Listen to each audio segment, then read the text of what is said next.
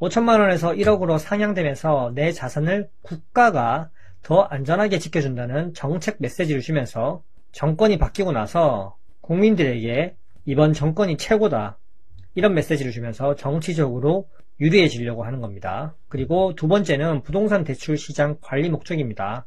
가계자금이 부동산 PF나 대출 쪽으로만 흘러가면 위험이 커지는데 예금의 안정성이 높아지면 예금으로 자금이 흡수될 수 있습니다. 즉 부동산 쏠림을 완화하는 효과를 기대하는 건데요. 근데 반대로 생각해보면 돈이 은행에 쏠리면 은행들이 그 자금을 다시 대출로 풀게 되는데 이게 부동산 시장의 유동성을 자극할 가능성이 있다는 게 좀 문제입니다. 그래서 부동산 규제 정책과 함께 시행되어야 효과가 있겠죠.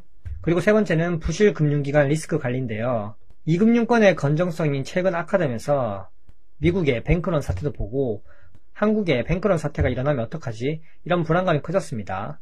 예금 보호 한도를 높이면 고객들이 내 돈은 안전하다, 이런 인식을 갖게 되면서 예금 이탈 방지 효과가 있고요.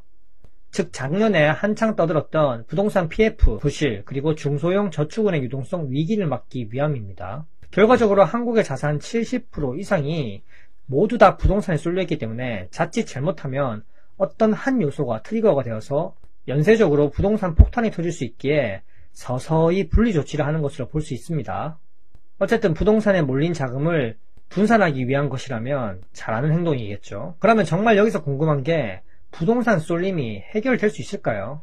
한국 같은 부동산 공화국에서 과연, 저도 물음표인데요, 표면상으로는 자금이 위험 자산으로 가는 것을 막겠다, 이런 입장이지만 아이러니하게 부동산으로 자금 유입을 완전히 차단하기는 어렵습니다.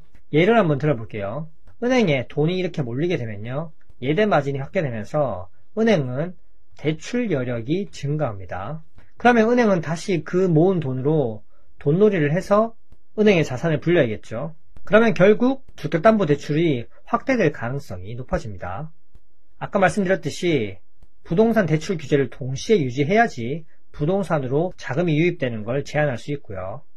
결론은 부동산 규제 정책을 시행하고 있는 정부와 같은 기조로 가야 된다는 겁니다. 한 가지 정책만으로는 모든 걸 해결할 수 없습니다.